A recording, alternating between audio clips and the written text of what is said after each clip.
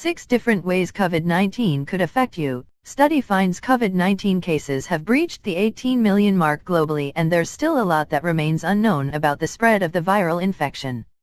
First week of symptoms crucial. First week of symptoms crucial. With no vaccine or one treatment plan approved for use, the only measures available are to practice preventive measures and stop transmission. According to latest studies, the symptoms observed in the first week could be the key to detecting potential spread of infection. Symptoms in the first week could determine spread and severity of infection. Sampling different kind of symptoms observed in week 1 of infection in people. Scientists say that the onset of symptoms could help determine the actual likelihood of COVID-19 turning dangerous and a patient undergoing hospitalization. A study was conducted amongst 1,600 patients across the UK and the US, who recorded COVID-19 symptoms between the months of March and April. Since most patients tend to visit a hospital only much later, the patients were asked to reveal details of the symptoms they suffered in the first 8 to 10 days of infection. According to the sampling, 3 clusters were found to belong to the mild category, while 3 belonged to the more severe category and more likely to impact those older, or with pre-existing medical conditions.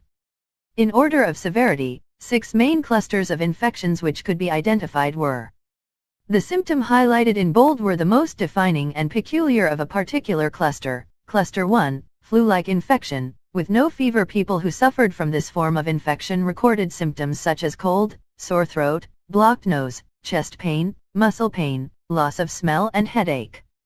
Fever was absent in their infection phase. Cluster 2, flu-like infection, with the presence of fever. Patients belonging to this category attested to having symptoms of a mild flu-like infection as well the presence of a persisting fever and a loss of appetite. Hoarseness in the voice, which is characteristic of a dry cough or COVID cough, was also observed in this cluster. Cluster 3, gastrointestinal infection. Patients belonging to this cluster suffered from symptoms which impacted their digestion and gastrointestinal functioning. Even though cough was not a prominent symptom in this cluster, nausea, loss of appetite, vomiting, diarrhea were much more commonly observed. Headache and chest pain were also observed.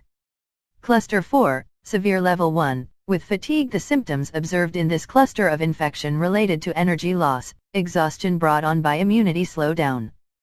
Considered to be a warning sign for severe COVID-19, patients in this category recorded going through symptoms like fatigue, headache, loss of smell and taste, sore throat, fever, and chest pain.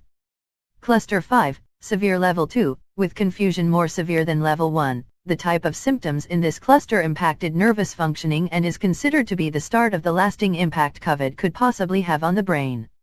Headache, loss of smell, loss of appetite, cough, fever, hoarseness, confusion, sore throat, chest pain, fatigue, confusion, muscle pain were commonly observed in this category.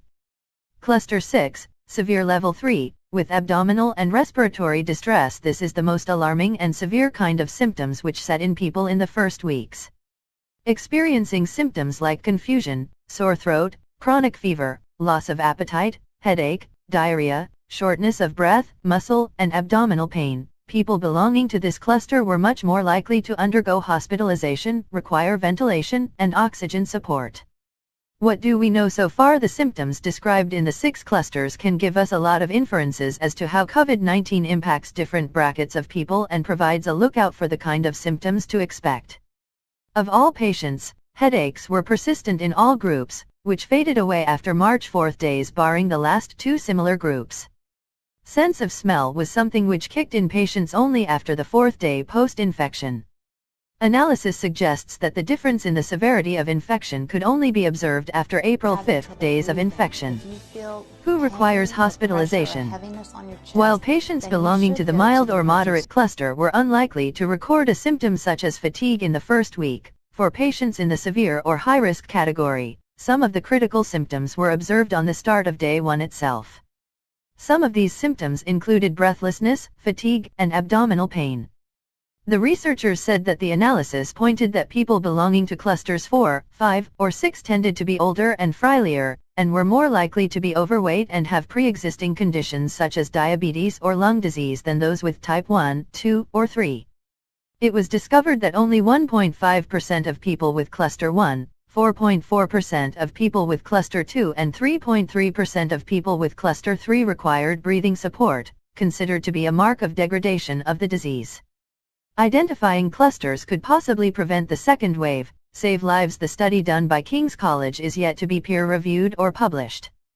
However, identifying the clusters can make people realize how crucial monitoring symptoms are and provide priority care to those who might need it more than others and administer right tools to prevent a second wave in some countries.